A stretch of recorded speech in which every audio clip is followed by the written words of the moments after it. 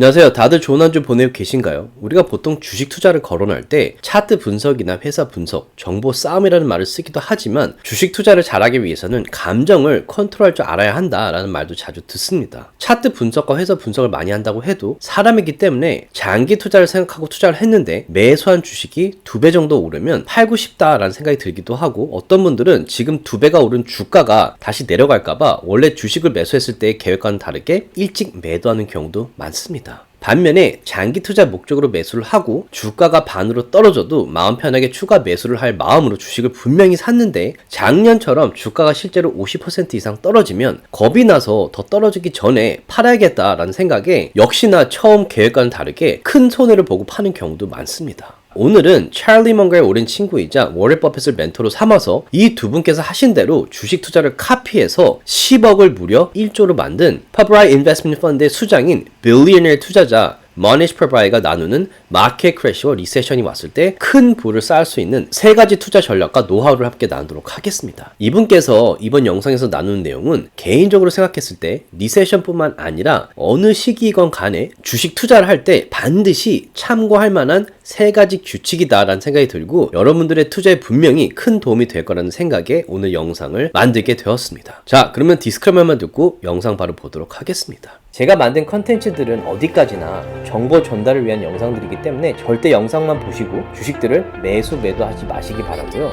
본인 스스로 반드시 리서치를 더 하신 다음에 판단을 내리시기 바라겠습니다. 자, 작년에 높아진 인플레이션으로 미 연준에서 금리를 아주 짧은 기간 동안 높게 올리는 바람에 주식시장이 아주 크게 떨어지고 많은 투자자분들께서 마음고생을 많이 하셨죠. 아마 2021년에 마켓이 호황기였을 때 투자를 시작하신 분들께서는 지금도 포트폴리오를 보시면 가슴이 많이 아프실 수 있을 겁니다. 그런데 우리가 소위 말하는 투자계의 거장들은 대부분의 사람들이 패닉셀링을 하고 손절하면서 스트레스를 받고 있을 때 오히려 재정적으로 탄탄하고 성장 포텐셜이 높으면서 파산할 확률이 거의 0에 가까운 블루칩 주식들을 아주 크게 매수했다는 것을 13F 리포트를 통해서 알 수 있습니다. 2022년뿐만 아니라 2008년 그리고 2001년에 마켓이 크게 떨어졌을 때도 똑같이 재정적으로 탄탄하고 안전한 블루칩 회사들을 대거 매수를 하고 마켓이 회복했을 때 어마어마한 수익을 내셨죠. 자, 이분들께서도 마켓이 언제까지 내려갈 것이고 그 당시의 리세션이 얼마나 크게 내려갈지는 몰랐지만 모든 대가들이 지켰던 3가지 공통된 투자 전략이 있었는데 머니시 퍼브라이가 인터뷰를 통해서 주식 투자할 때 반드시 체크를 해야 되는 이 3가지 사항들을 고맙게도 나눠주셔서 오늘 영상을 만들게 되었습니다. 자, 모니시 같은 경우에는 찰리 멍거와는 오랜 친분이 있었고 워렌 버핏과는 2008년에 무려 7억 원을 내고 점심을 함께 했으며 워렌 버핏과 찰리 멍거가 투자하는 방식을 그대로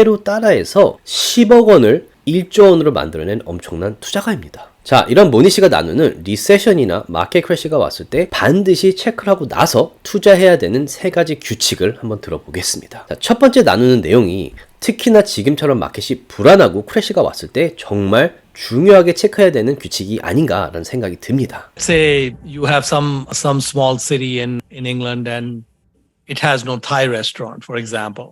And someone looks at it and say, I think Thai restaurant do really well here. And they open a Thai restaurant and they do really well and they're full all the time and they can charge premiums versus London and other cities. That is going to attract more people and more entrepreneurs to open Thai restaurants until eventually the economics of the Thai restaurants in that small city may be no different from other parts of England. The nature of capitalism is such that if someone builds a better mousetrap, which, grows a company and generates high returns on equity and very profitable and so on, they have a target on their back. And in general, that will attract a lot more competitors to enter your space. And they'll try to chip away at whatever advantage is there. 방금 들었던 대로 어느 분야의 성공 간에 처음으로 비즈니스를 시작할 경우에 강점이 분명히 있습니다. 하지만 그 사업이 번창을 한다고 해도 계속해서 독점할 수는 없고 비즈니스가 잘 되면 될수록 그 지역에 경쟁자들이 나타나기 마련이어서 비록 처음으로 그 비즈니스를 시작했어도 경쟁자에게 밀려서 사라지거나 경쟁자에 밀리는 경우가 많습니다. 예를 들면 과거 소셜미디어 쪽에서 마이스페이스가 처음 나오고 엄청 핫했지만 페이스북이 등장하고 나서는 사라졌고, 스냅챗도 처음으로 사진을 찍고 나서 몇 초 후에 사라지는 기능을 들고 나와서 인기가 엄청 많았지만 지금은 경쟁자들에게 많이 밀리고 있습니다. 아타리 같은 경우에도 역시나 처음으로 비디오 게임을 들고 나왔지만 경쟁자들한테 밀렸고, 모토로라 같은 경우에도 첫 휴대폰을 선보였지만 지금은 애플이나 삼성 같은 스마트폰에 크게 밀리고 있습니다. 이처럼 각 분야에 첫 비즈니스를 시작하는 것은 분명히 강점이 있습니다. 하지만 꾸준히 나타나는 경쟁자들에게 밀리지 않기 위해서는 다른 어떤 회사도 카피할 수 없는 강한 모트가 있어야 하는데, 모니 씨는 이에 대해서 뭐라고 했는지 한번 들어보겠습니다. There's nothing particularly magical about Coke. It's really easy to clone Coke, and several companies have done that. When Pepsi introduced the Pepsi Challenge in the 1980s, they basically gave people two colas to drink with no brands on them, and they said, tell us which one is better. Most people preferred Pepsi because it was a little sweeter. If they presented the two drinks to most people with the brands, Coke and Pepsi, most people would prefer to take Coke. So Coke's moat is, if you look at it kind of objectively, it really doesn't make any sense. They have a product that can be very easily cloned. They have competitors in many cases who have better products, but a brand got built. 자, 다른 어떤 경쟁 회사도 따라할 수 없는 가장 강한 모토가 바로 브랜드라고 언급을 했는데요. 너무나도 공감이 갑니다. 여기 보시듯이 실제로 눈을 가리고 콜라와 펩시를 마시는 실험을 했을 때 57%나 펩시가 더 맛있다고 답변을 했습니다. 하지만 브랜드를 보여주고 콜라와 펩시 둘 중에 하나를 선택하라고 한다면 여기 보시듯이 콜라가 월등히 앞서 있습니다. 분명히 맛만 봤을 때는 펩시가 더 맛있었는데 브랜드를 보고 나서는 콜라를 선택하게 되는 거죠. 이것이 바로 브랜드의 힘입니다. 다시 말해서 우리 회사 제품을 써보거나 맛본 고객들이 타 회사 제품이 아닌 우리 회사 제품을 다시 찾는다는 겁니다. 특히나 지금처럼 마켓이 힘들고 인플레이션과 높은 금리로 돈 쓰는 것이 더 빠듯한 시기에는 투자자 입장에서도 브랜드의 힘으로 고객들이 계속해서 다시 찾는 회사를 식별해내는 것이 정말 중요하죠. 워런 버핏께서도 애플이라는 주식을 매수하기로 마음을 먹은 이유에 대해서 이렇게 말씀을 하셨는데요. 주위를 둘러보다 보면 애플 제품을 한번 써본 사람들은 애플 제품의 가격이 타 회사보다 높은데도 불구하고 다시 애플 제품을 구입하더라. 브랜드 힘이 강하고 스티키한 비즈니스 모델을 겸비해서 상당히 중독성이 강한 브랜드를 보유한 회사이다. 자, 이처럼 투자할 주식을 찾을 때 특히나 리세션이나 마켓 크래시가 와서 다들 힘들어서 쓸 수 있는 돈이 한정되었을 때 브랜드가 확실한 회사를 찾아서 투자하는 것이 첫 번째 원칙이라고 합니다. 자, 그런데 이 브랜드의 힘도 영원한 것이 아니기 때문에 이렇게 강한 브랜드를 가진 회사를 찾고 나서는 다음과 같은 사항을 눈여겨봐야 한다고 하네요. When we look at businesses that may look dominant today, our job as investors is to project what these businesses may look like 5, 10, 20 years from now. And that is a very difficult exercise because you have all these marauding intruders who want to take away your moat, who want to take away those profits, and they're continuously coming at you. 역시나 너무 공감되는 이야기인데요. 지금 회사가 잘 나가고 강한 브랜드가 있다고 해서 10년, 20년 후에도 그 브랜드가 여전히 강할 거라는 보장은 없습니다. 예를 들면 예전에는 사진하면 무조건 코닥이라는 말이 나올 정도로 강한 브랜드를 가지고 있던 회사지만 디지털이라는 트렌드를 따라오지 못해서 망한 케이스죠. 이처럼 강한 브랜드가 있는 회사를 찾았더라도 트렌드를 읽을 줄 알고 계속해서 올바른 방향으로 발전해서 5년, 10년, 20년 후에도 그 브랜드를 유지하고 탄탄한 회사로 성장할지 내가 투자한 회사에 대한 팔로우업이 너무 중요하다라는 말씀을 하고 계시죠. 사실 내가 투자한 회사에 대한 팔로우업을 할 상황이 안 된다면 오히려 마음 편하게 인덱스에 투자하는 것이 훨씬 마음도 편하고 장기적으로 봤을 때 수익이 보장되는 투자여서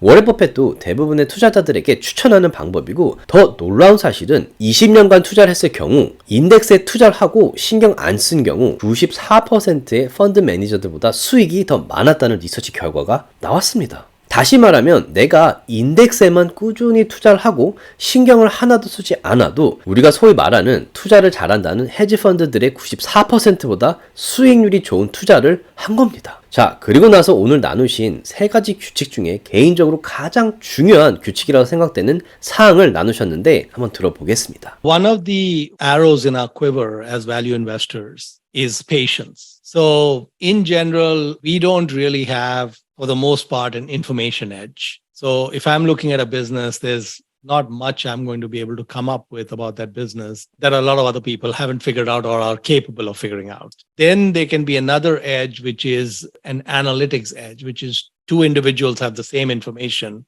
but one person is able to look at that data and come to conclusions that are different from the other person. And so an analytic edge can be a real edge. But even that is difficult because there's a lot of smart people looking at a lot of companies. The one edge that is probably the strongest is the time horizon. There are very few businesses in the universe of listed companies that would qualify as great businesses.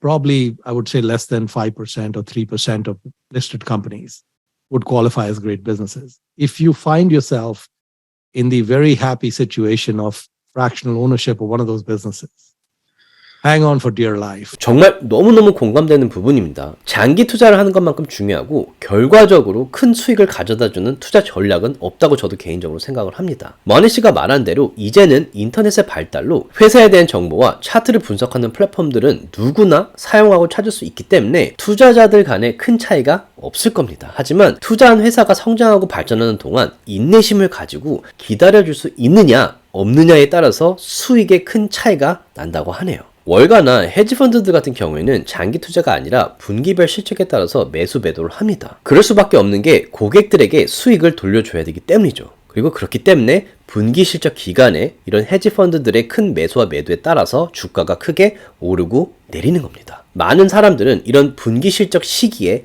헤지펀드들의 단기적인 시야에 따른 주식 매도로 주가가 내려갈 때 스트레스를 받고 투자한 회사에 대한 믿음과 본인의 리서치에 대한 의심이 생겨서 크게 손해를 보고 손절하는 경우가 많습니다. 자, 장기 투자를 정말 생각하신다면 이렇게 주가가 크게 떨어졌을 때 오히려 추가 매수하는 것이 너무나 당연하고, 그렇기 때문에 2001년이나 2008년 그리고 2022년에 대가들은 마켓이 크게 떨어졌을 때 오히려 주식들을 대거 매수한 게 아닌가 생각이 됩니다. 자, 비록 지루하고 익사이팅한 주가 변동이 없는 주식들일 수 있지만 경험을 통해서 마켓이 크게 불안한 시기에는 리스크가 많은 주식들보다는 탄탄하고 재정적으로 안전한 회사들을 저렴한 가격에 매수해서 모으는 것이 후에 큰 수익을 가져다 준다는 것을 너무나 잘 아시는 분들이고, 구글에 찾아봐도 나오겠지만 투자로 큰 돈을 버신 워렌 버핏, 찰리 먼거, 레이 댈리오, 론 베런 같은 분들은 100% 다 장기 투자를 한 분들이시고, 주식 트레이드나 매수 매도를 몇 달 혹은 몇 년 만에 한 번씩 하면서 수익을 내신 분들 중에